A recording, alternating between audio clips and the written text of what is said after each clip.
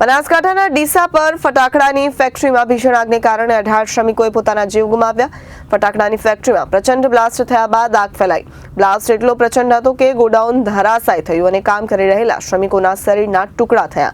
મૃત્યુઆંક અંકે હજુ પણ વધવાની આશંકા છે।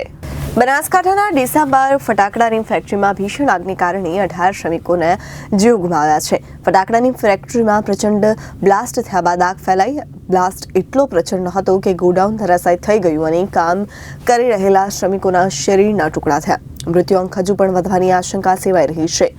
ત્યારે રાજ્યના મુખ્યમંત્રી ભૂપેન્દ્ર પટેલે પણ ડીસાની ઘટનાને લઈને દુઃખ વ્યક્ત કર્યું છે। તેમણે એક્સ પર લખ્યું કે ડીસામાં ફટાકડાના ગોડાઉનમાં વિસ્ફોટ થવાથી આગ લાગવાને લીધે સ્લેબ ધરાશાયી થવાને લીધે શ્રમિકોના મૃત્યુની ઘટના હૃદયદ્રાવક છે।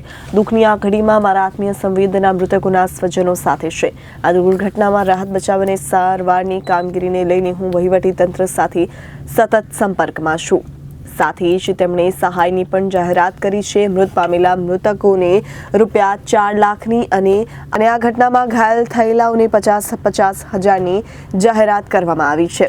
બનાસકાંઠાના ડીસામાં પરવાના વગર ફટાકડા બનાવતી ફેક્ટરીમાં આગ લાગતા 18ના મોતને લઈને રાજકોટ ગેમ ઝોન, અમદાવાદના કાંકરિયા, સુરતના તક્ષશિલા, વડોદરાના બોટ દુર્ઘટના અને મોરબીના ઝુલતા પુલની દુર્ઘટના પડવાની બાદ ગોઝારી ઘટના છતાં ભૂપેન્દ્ર પટેલની સરકાર આવી ઘટના નિવારવા નિયંત્રણ રાખી શકી ન હોવાનું કોંગ્રેસના સાંસદ અને કોંગ્રેસના પ્રમુખ શક્તિસિંહ ગોહિલે આકરી ટીકા કરી છે અને તેમણે કહ્યું છે કે ભાજપ સરકારે નૈતિક જવાબદારી સ્વીકારવીને રાજીનામું આપી દેવું જોઈએ।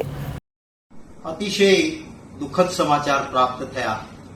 બનાસકાંઠાના ડીસામાં ગોડાઉનમાં આગ લાગવાના કારણે 17 વ્યક્તિઓના મૃત્યુ થયા છે।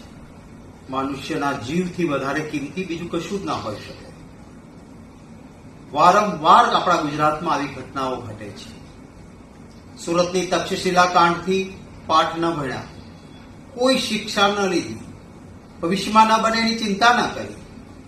રાજકોટનો અગ્નિકાંડ થયો, કેટલાય વ્યક્તિઓએ જીવ ગુમાવ્યા।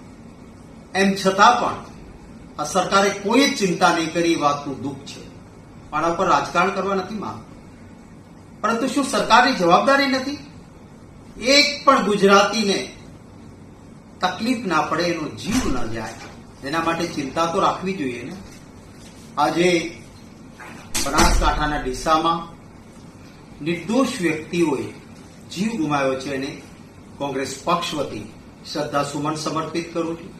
પરિવારજનો ઉપર આવી પડેલા દુઃખને સહન કરવાની ઈશ્વર શક્તિ આપે એવી પ્રાર્થના કરું છું। આમાં કામ કરનારા લોકો બધા નાના નાના માણસો હોય છે, મજૂરી કરનાર લોકો હોય છે। કોઈ પણ રૂપિયા વળતર એ જીવની કિંમત ચૂકવી જ ન શકે, પરંતુ આટલી મોટો આગ ફાટ્યું હોય ત્યારે એમને આર્થિક મદદ પણ સરકાર ઉદાર હાથે કરે એવી આશા રાખું છું। અને એટલીસ્ટ હવે સરકાર ભવિષ્યમાં આવું ન બને એના માટેની ચિંતા કરે એવી અપેક્ષા રાખું છું।